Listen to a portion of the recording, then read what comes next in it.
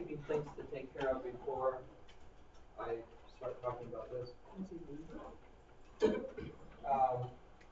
Looking at the calendar, I realized that your projects have to be due on the 20th of November, which is like 2.5 weeks. What we're going to do is have the teams present two presentations per class on the 20th, the 22nd, the 25th, and 27th. So that's the Wednesday, Friday, Monday, and Wednesday before Thanksgiving. So I need teams to sign up for a slot. There'll be the, 2 per class. We already have one slot filled on Friday the 22nd. So you probably need to get together with your team, discuss it, see how you want to go, what you want to do. The presentations of your final projects will be about 25 minutes at the most, 20 minutes. There are going to be guests. Professor White, some other people are going to be coming in to sit in on it to give you more feedback. And it should turn out to be pretty successful based on what I've seen so far, as long as you pull it together. Now, if you want to go early, that's probably because you want to concentrate heavily on your design studio work from, say, the 20th to the time that it's due on jury week, following week, after Thanksgiving. If you want to go at the last minute, which is Wednesday the 27th, that's the Wednesday before Thanksgiving. Some people need to leave because their families are far afield and they like to get on an airplane. So when you get together with your team, think about it. Now, there may be some negotiation because unless we do it right here on the spot, some people may want to do it, too many people may want to do it on the final Wednesday. Or maybe everybody wants to do it on the 20th. Does anybody here feel confident in saying that their team wants to go at a particular time so we can begin to fill in the blanks?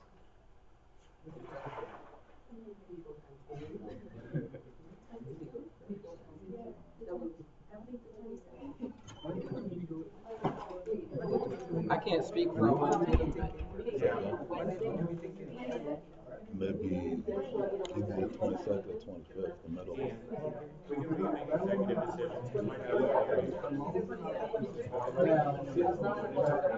What?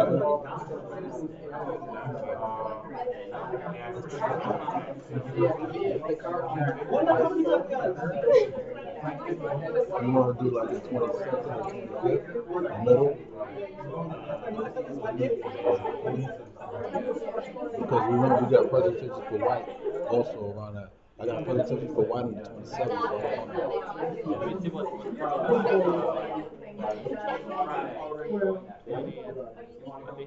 Yeah, Friday. 22nd? Yeah, that's on Friday? No! Check out. What do you think will work for you? It's a Friday, Yeah. 27th Friday, that would be good. yeah, that's fine. Looks okay to me.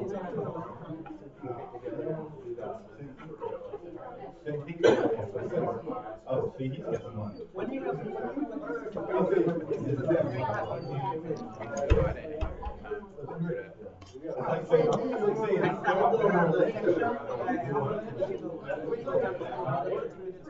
The 25th is a Monday. It's full, then we have to go for the 25th. Huh? I think so. Let me check.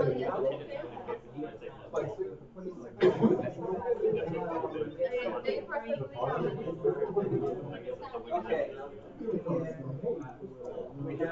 We filled up Friday the 22nd, and we have one team presenting on all of the other 3 days. So there's one slot left on Wednesday the 20th, Monday the 25th, and Wednesday the 22nd. The earliest, the sooner you get it to me, the sooner you'll get the slot you want. But if your slot is already filled, you have to go with your second choice.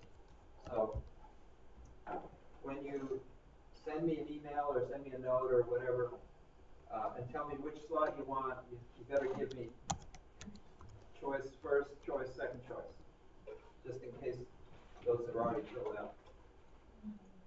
Now, the second bit of business that we need to take care of is I had promised from time to time that to help some of the teams that were planning to have a design charrette, that we would do it somehow in-house with this group. And that's maybe not what all the teams need, but it would be a good exercise for everybody. So I was going to propose, Carlos, you want the sooner the better, right? Mhm. So on Wednesday, what other teams want to do a design charrette simulation to help their program? Okay, so we got at least 2 teams. We had planned to do it at one time. Well, maybe you should see if you still want to fit it in. Now, the way I imagine doing this is that we go into one of the design studios, and the people who are supposed to be running the design charrette for their team would take a certain portion of the class and run a design charrette with those people. And if it's 2 design charrettes going, then half the class is with one of the teams, the other half is with the other team. And you would probably need to do it with like newsprint or something that everybody can kind of share and see with markers. Or I guess it could be up to whoever is running the design charrette. If they think everybody can be working on their laptops. That's a little more difficult than people actually sketching and doing things. And it's a very short time frame. Yeah, Regina. For this charrette, it is more than one group in the which one always good work Which one was? that gets accomplished? Which one always the work that everyone's working on? Oh, which project? Which team owns it? Oh, who owns it? Any of the teams that I'm one of the had teams that charrette wanna could use use it. what it came out of. Yeah. Yeah. It's really not a complete design that you're Yeah. gonna end up with. You're gonna end up with some design ideas that you may maybe result in some programming elements that you've never thought of because of the whole brainstorming part of design charretting, where people start to draw maybe some crazy ideas, like maybe what if they do a small footprint tower that's 20 feet tall? What would that result in as a school of architecture? Well, you know, that's silly, but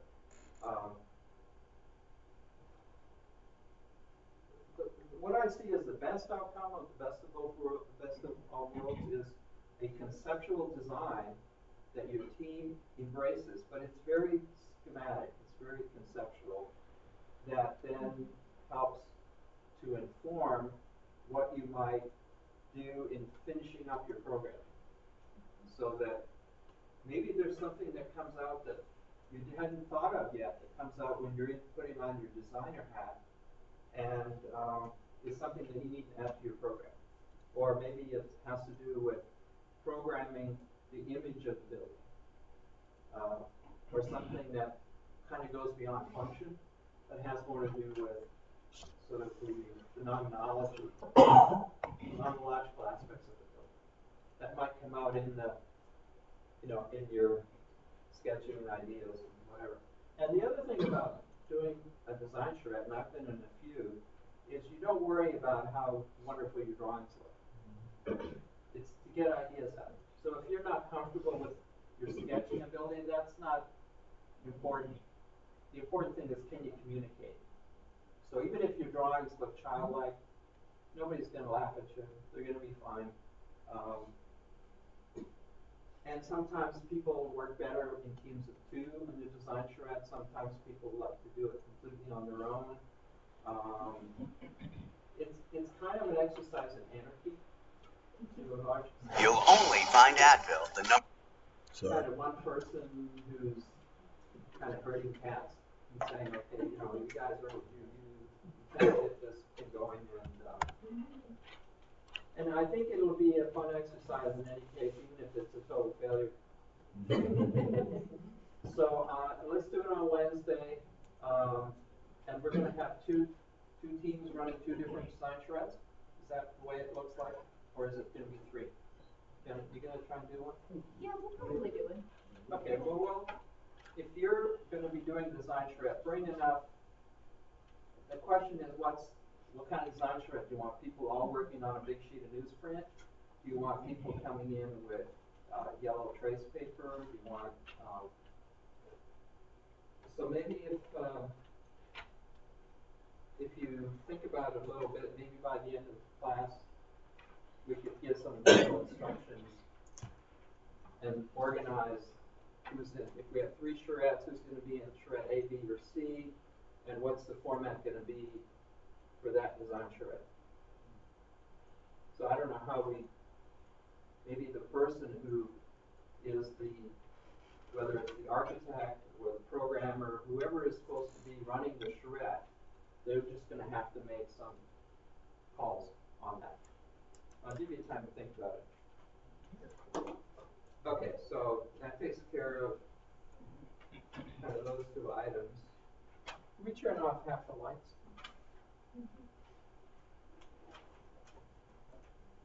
One of the topics that I wanted to cover this semester is post-occupancy evaluation.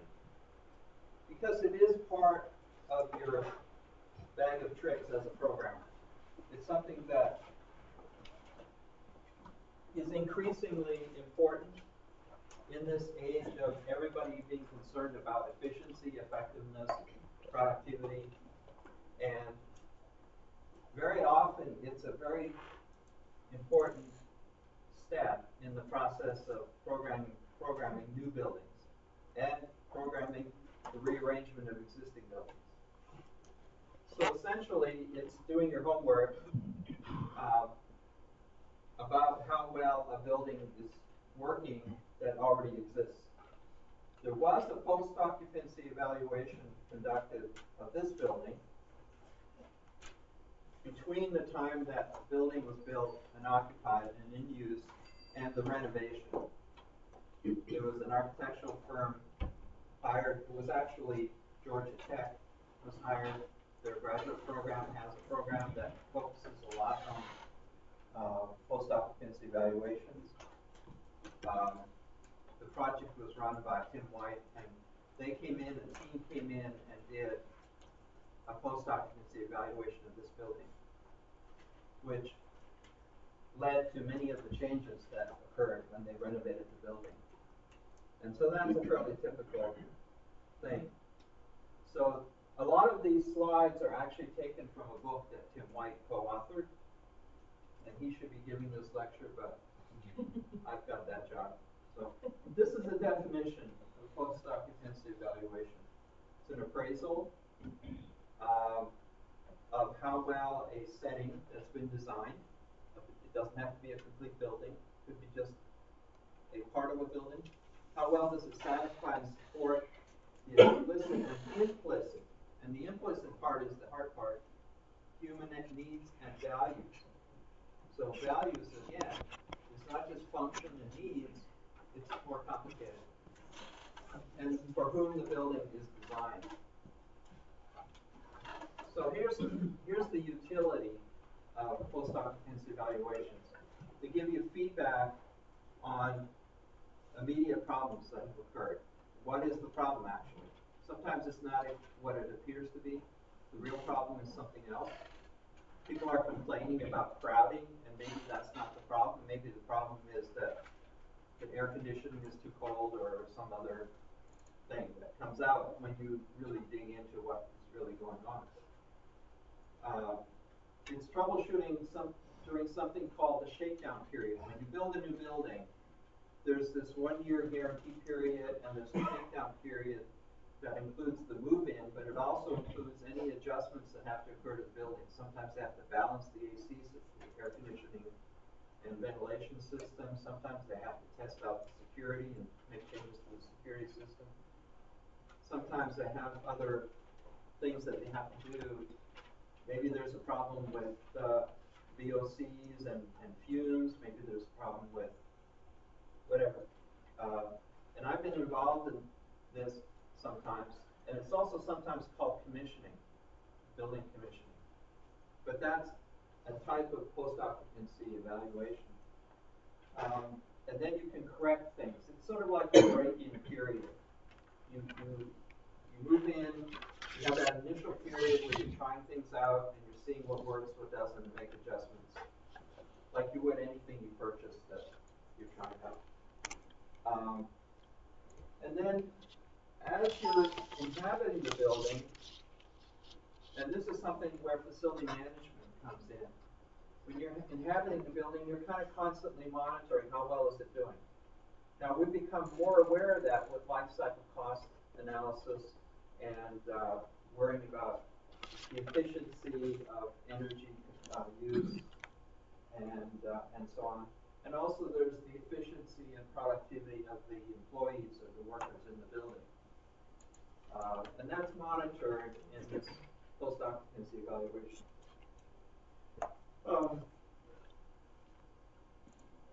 Then there might be very particular parts that need attention, like space utilization is a typical one, where maybe every so often you have to really take a look at how you're using space. Can it be rearranged somehow to make things work better? Maybe you have a lot of people over here that are crowded into a small space and have a few people over here in a big space, and so it makes sense to, because of what's happened historically over time, there's been an attrition over here, there's been growth over here, so you end up with a certain amount of readjustment. And that happens a lot in office buildings, for example. Office buildings are very dynamic. In most cases, the organization has departments that are growing, other departments are shrinking, and departments are being added, and so on. There's this constant need to keep track of that, because it really affects the bottom line of the organization. And then you also want to document success. And architects should do more of this. I don't think they do enough of it, where they go back to a building they designed and they ask themselves, what works really well here that we could learn from in the next project we do? So that there's an accumulation of success stories and an understanding of what works and what doesn't work. And also, part of that would be to look at what really didn't work the way they expected, and therefore they put that into their knowledge base for the next project. So they're learning. It's a heuristic process. They're learning as they're going along how to be better architects. And that's a type of post-occupancy evaluation. The architect might do that on their own dime. Maybe they're not hired to do it. Maybe they just need to do it because they want to know how to be better at what they're doing. And then you also want to really look at success and failure of building performance, especially if it's a building that is touted as a LEED certified building and it's a model building for everybody. They need to be able to continue to prove that it is doing what it should be doing, and not just initially, and then everybody kind of lets the maintenance go. They don't really do what they need to do to run the building and operate the building. So once you have this post-occupancy evaluation information, it would be wonderful if it could be in the public domain, but it doesn't happen very often. And that's one of the kind of the intrinsic problems in the whole discipline of architecture, that we don't have an accumulated body of knowledge. It's all kind of proprietary. Architects like to keep their knowledge within in-house. They don't publish what they've learned because that's their competitive advantage. Organizations are worried about competition, learning their trade secrets, and why is it that they're doing such a much better job at getting better productivity out of the workers than their competition is. They don't want to share that and let their competition become just as efficient. So there are lots and lots of reasons why, unlike medicine and law and so on, we don't have an accumulated body of knowledge that you can go to rely on as a designer about what works and what doesn't work. So the best thing you can do is rely on your own research, your own occupancy evaluations and, you know, in the old days, architecture was a case of redoing the same project over and over again. I worked in an architect's office at one point where we had drawers and drawers of standard details. And those details have been used over and over again, and they've been refined and slightly improved each time, because they go back and they look at the detail and say, well, how well did that work? Is there a problem with it? Has it leaked? Has it done anything else? How can we make it a little better? And then they would adjust that detail, and it became the standard office detail for doing that particular thing. And we just kept doing that. I don't know if that occurs as much now. Now you have using digital libraries and there's much more experimentation going on now. It's not this careful accumulation of knowledge.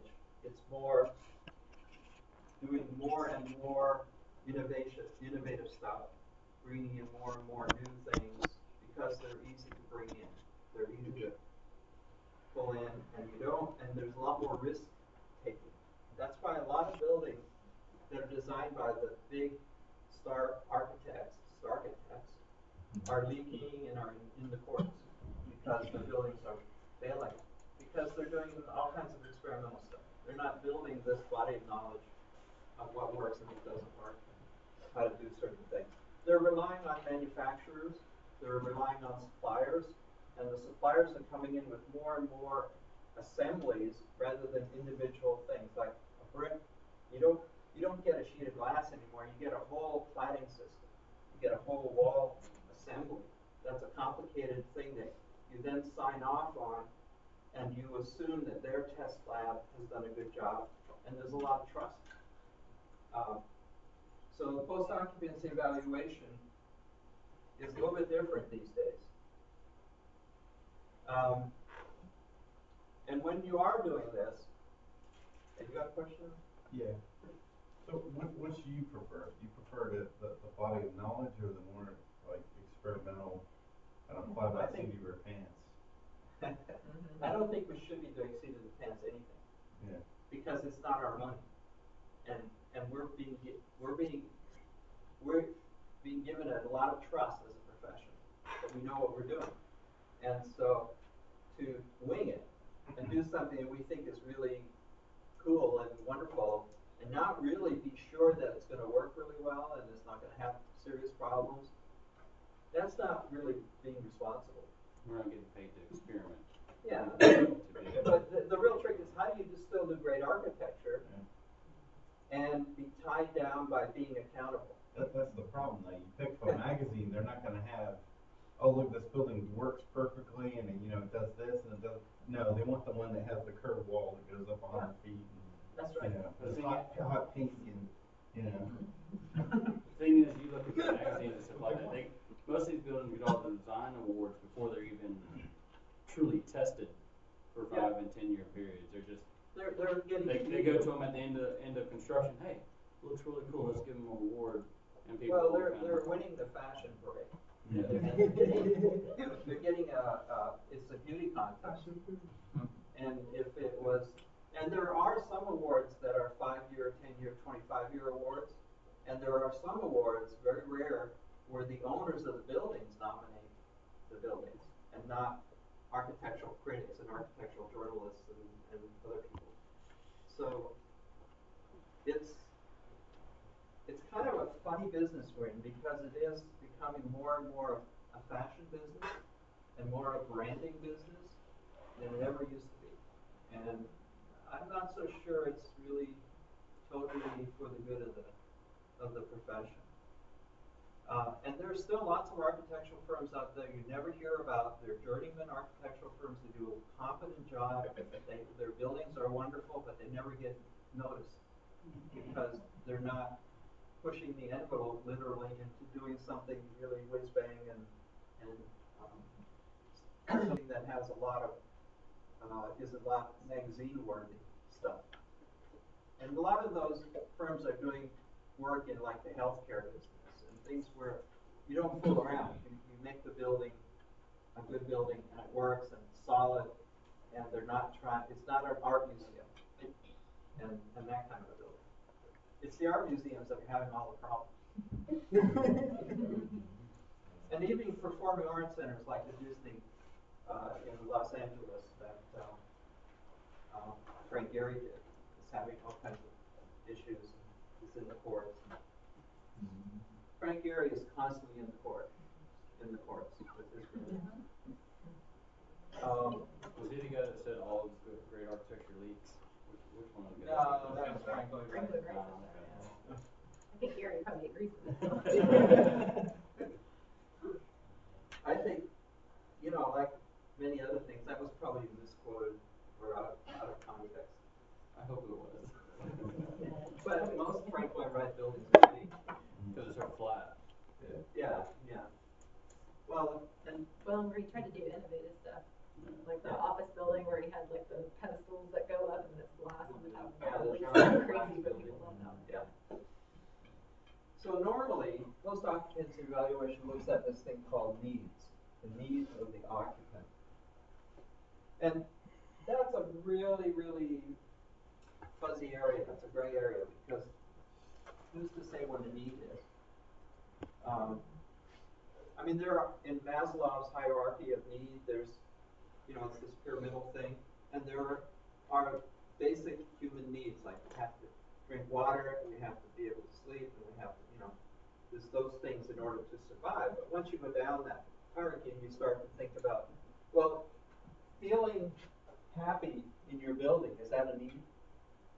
Is it something that, so needs are, we tend to think we know what needs are, but that's very, it's a continuum, it's very gray. And some people, one person's need is not another person's need. But the whole purpose is to gain knowledge. If we can go through this exercise and become more knowledgeable, then we can exercise greater wisdom when we're designing, because we know what, because of our research, using this post-occupancy evaluation stuff, we know what works and what doesn't work, and we try to avoid the stuff that doesn't work. And, you know, there are examples out there like Pruitt-Igoe that was considered to be state-of-the-art, progressive effort at meeting the needs of a community. And even won AIA awards for the architect, who was the same architect that did the World Trade Center, Yamasaki. Anyway, it turned out that his idea, all his sort of creative thinking and his firm's thinking about what would work well, most of it was a disaster. So, because he didn't have the knowledge base, he was just using intuition and his sort of his gut feel about what he thinks would be good for this whole other population he didn't understand at all. He didn't understand their social dynamics. He didn't understand the issues that would come up. So the tricky part of doing post-occupancy evaluation is that the technical part is so easy. You can measure stuff. You can measure temperature, you can measure humidity, you can measure all kinds of things. But the behavioral stuff, which in some ways might end up being more important to understand, is much harder to get at. You know, and how do you measure that? How do you get your arms around that and understand it? And then there's the functional issues, which again you can somewhat measure. You can take the program that was written, you can look at what was designed, and then you can look at how well is it working from a functional point of view. But sometimes it doesn't even make sense to look at the program that was written. You only look at the design because the program was written many years ago, even if it's a new building. And so much has changed since then that what you do is you look at how well is the building performing to allow the functions, the bare functions, to occur. And that, again, can become quite complicated because if it's a factory, it's easy. How many widgets are you producing? And is it the number that was expected when they designed the factory? So is the factory succeeding at the goal that was set for productivity, which is a functional thing? But if it's just an office where people are moving paper around and they're doing other kinds of things like that that are hard to measure, then you almost have to ask people, or it's hard to find measures of productivity in many cases. And interestingly, technical failures are kind of the easiest to find and observe. If the building leaks, you know it leaks because there's water pouring down. If it's too noisy and people can't concentrate, you kind of can measure the noise level and say, okay, that's beyond the threshold.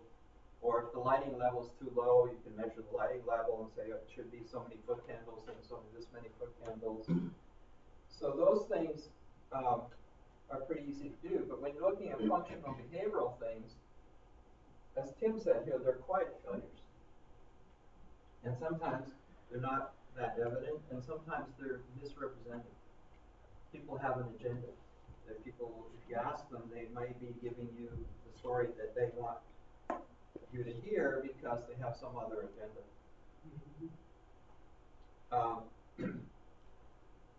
So this is a kind of a list of the kinds of things that activities that have to do with the function of the building, things that support the function of the building, like security, egress, even parking, the capability of the spatial envelope that you provided to provide the activities that are involved, the utilities that are needed, if you need water or if you need some other utilities, communications, building security, that's become bigger and bigger issue. Be able to deal with growth and change, circulation, equipment, and so on. These are all kinds of things that can be looked at when you're doing a post-occupancy evaluation.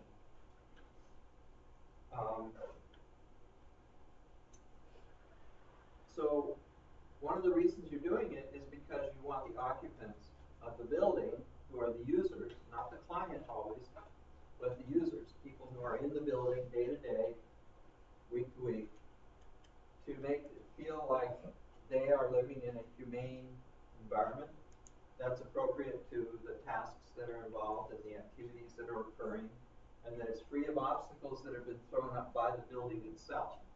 It's like if there was a column in the middle of this room, we could do a post-occupancy evaluation on, is this room obstacle-free? No, the architect, in this case Peter Eisen, put a column right where we don't want one, and he did that for his own personal reasons, but it's become an obstacle to the building being able to be as functional as it should be. And is it enjoyable, safe, and responsive to what is going on in the building? And sometimes that has to do with, can you adjust the lighting level? Can you do other things that you can do to have the building respond? So what are the ways that you can get the information that you need in order to conduct these things called post-occupancy evaluations? Well, here's a list. It's not a complete list, but you can do interviews, and interviews are tricky. You have to know how to read body language and do all kinds of sort of surreptitious things when you're conducting interviews. You can design questionnaires, and those questionnaires have to be designed professionally because it's so easy to put unintended leading questions in there that are sort of self-fulfilling prophecies in your questionnaires and so on. You can do observations. You can record, either you can record sound or you can videotape or whatever. You can take readings of different kinds of technical things like light, sound, and so on. You can, in some cases, you want to do something called behavioral mapping. Behavioral mapping is you actually trace what people are going, where they're going, and what they're doing. And you don't have to do it with your cell phone and GPS. You can actually watch from some vantage point and just sort of map what's going on. Or you can take a series of still photography. And you know, there's all kinds of other, you can listen in on cell phone calls. And look at the Facebook page. Straight stalker right there.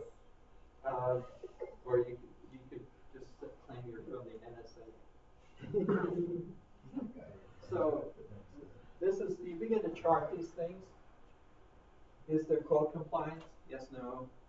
Is the temperature successful or failure? And these are degrees of things, literally and figuratively. Lighting, is the lighting working, and so on.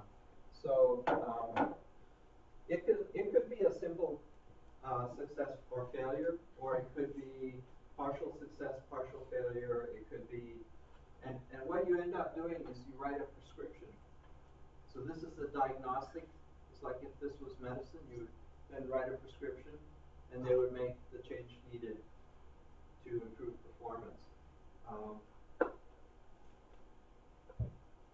So here's the degrees of success and failure on a scale, a continuum, rather than yes, no. So using a scale, and whenever you're asking people for that kind of judgment, is it great or is it poor, it's opinion, it's judgment, and it's very imprecise, and you have to understand that. You have a question? Yeah, you said they did one of these for this building, right? Yeah. In between? Yeah. Are we gonna look at that, or is that available? I don't have a copy of it, I'd have to dig one up. That'd be interesting to look at. Yeah, I was a participant in it.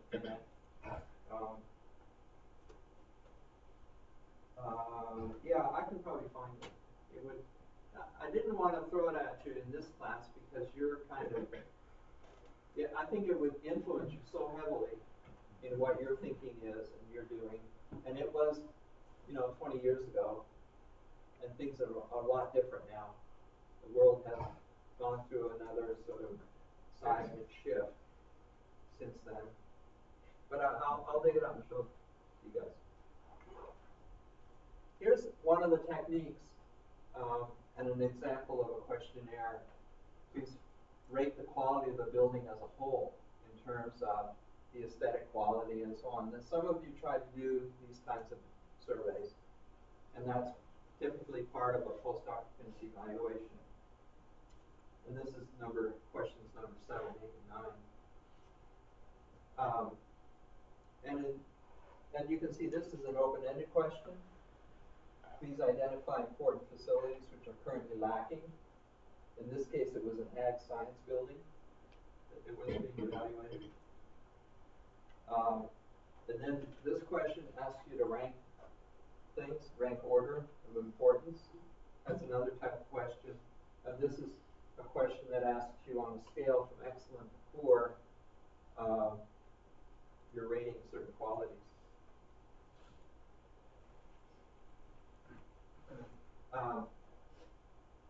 And so this is some more examples.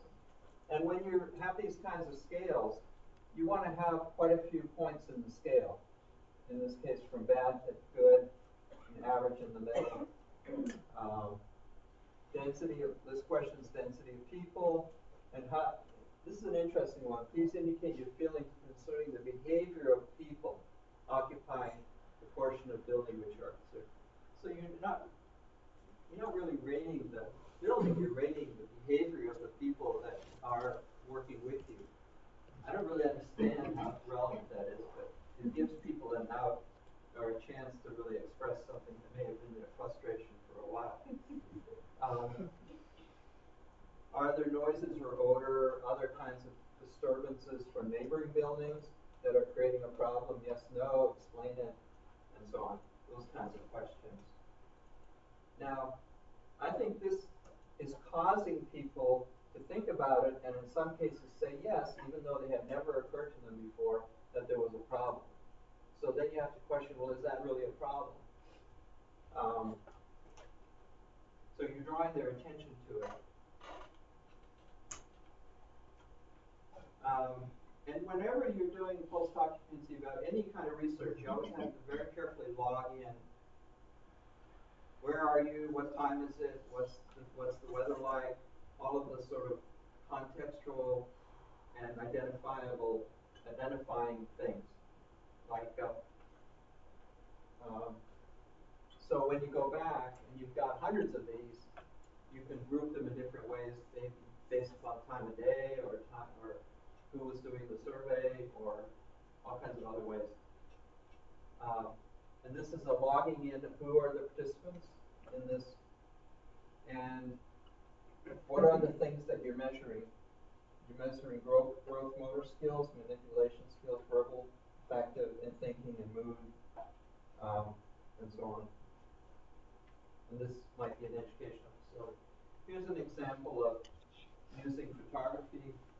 And it's very hard to see, but for a period of time there were some schools where graduate students were doing a lot of this kind of mapping. One study I saw was what happens at the top of an escalator. How close can you place something at the top of an escalator without it becoming an interference for people coming up the escalator, even with families and groups and so on. And what they had was a video camera sort of positioned somewhere where people didn't notice it, and just looked at video, hours and hours of video, to see what is the best way to handle the top of the escalator as a design. If you had to have trash cans, if you had to have other kinds of things. And generally how people managed getting off the escalator. That sort of thing. Now, using the semantic differential scale is a very common way of measuring things, where what you're doing is you have polar adjectives, like in this case, beautiful and ugly, and here's an example of simple and complex. And so you always have 7 points between those. And I showed you something like this earlier when I did the survey of the class I was teaching. And so this is showing you that at one end of the scale it's extremely simple, at the other, this end, it's extremely complicated. And so you ask each person to rate an environment. And I went through one of these projects once at a conference on semantic differential, where the presenters showed a church and asked the people in the group, these were all architects, to rate the church according to all these different semantic scales. And then they showed us how the congregation had rated those same things. And we were wildly different. The architects had all these ideas and ways of thinking that the congregation didn't even begin to have. Like the whole idea of what's formal, what's informal, what's, all these different things. And so then, after they had shown us how the congregation read those terms, and the way it worked is they'd show a slide of like an altar or something, an element within a church. And then you would ask us to rate it. Do we think it's, simple, complex, formal, informal, and so on? They showed us what the congregation rated, and then they asked us to rate it again. And the architects still couldn't come close to what the congregation ratings were. And what it told us was that we live in different worlds. Language means different things to us. And so when we're programming and we're dealing with something like this, we have to understand where the people are coming from and what their understanding is of space, or some of these terms that we have been indoctrinated into and kind of brainwashed to becoming different than the rest of the public in most cases, that we are designing for. So we're kind of a special group. We're a subspecies of humans that are designing for other subspecies of humans, worlds within worlds, where we don't really understand what they're coming from or what they're doing. So here's a longer list of these kinds of polar adjectives that normally, and these have been tested by researchers and used over and over again. So they had to be validated. They've been validated.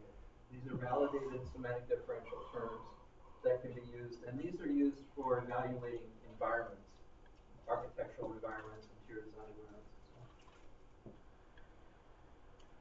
so on. It has been severely critical criticized as a technique by the scientific community. It's not scientific enough for them. And so it's kind of fallen out of use to some extent.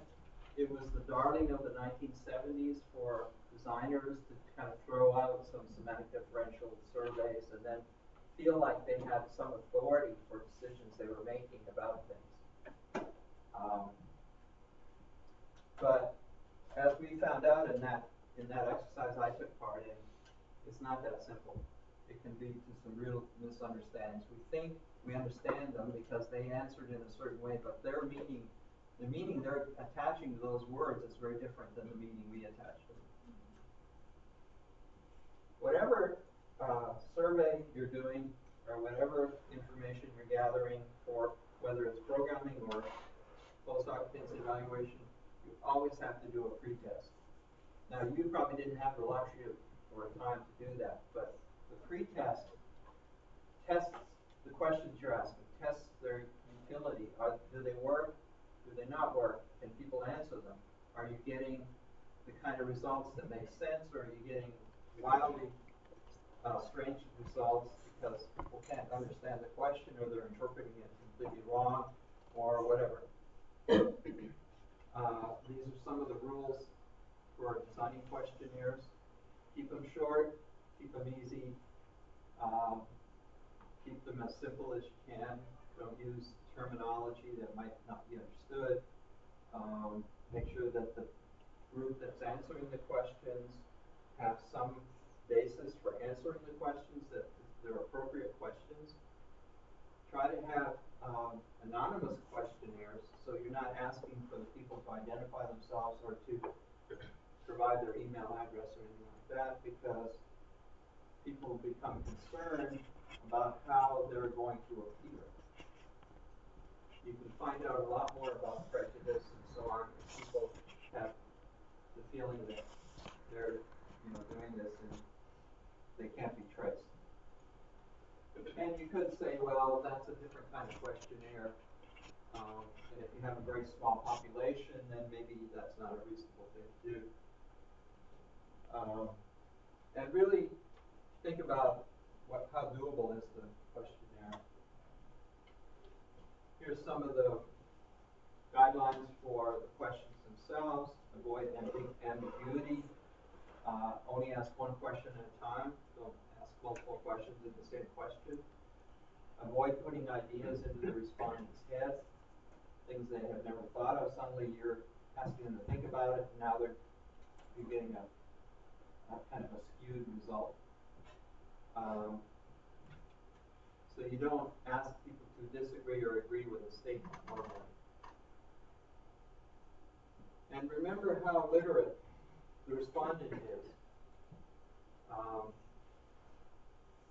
So there are some terms like structure, priority, aspects, and things that not everybody really immediately grasps.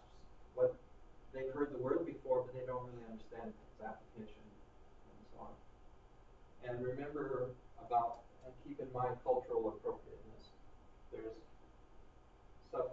cultural differences, and if there's a big cultural difference between the person framing the interview questions or the questionnaire and the group that's responding, then often there are problems, because words mean different things in different cultural settings. And if you're sitting down with an interview, don't rush people. Let them know ahead of the time what the general topic is going to be, so they can think about it a little bit. Don't catch them off guard.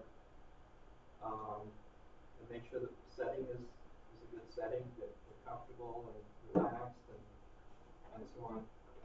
And you have to structure what you're doing. You have to have a plan. This is for face-to-face interviews.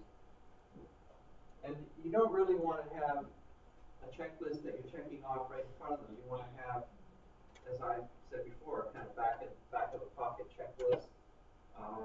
Maybe have a little note card on the desk that has a few keywords to make sure that you can be prompted the way you need to. And you want to make it enjoyable. Offer them a cup of coffee and have a little conversation first. And this is the the book that I got the diagrams from, Postdoc Evaluation, Wolf Pricer, Harvey, and Kim White. And, the other book that I referred to is Henry Senoff's Methods in Architecture.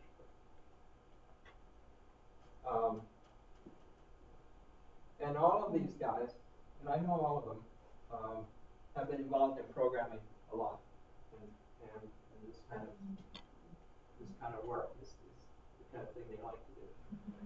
So, okay, is any team now want to add to when they're presenting, or yeah? The 25th. Okay. Do you know what team number you are? Not exactly.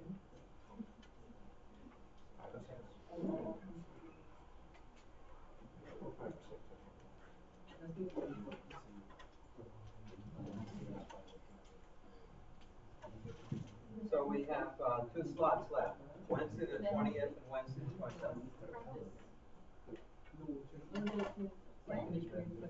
The 27th, Wednesday, group 4.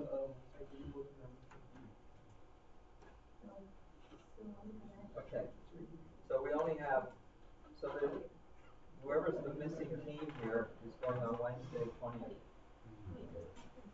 Do they write all the numbers down, what team they have? 1, 2, 3, 4, 5, 6, 7? Yeah, what team are you, what number? 3? Charles, what team are you? I'm sorry. 2.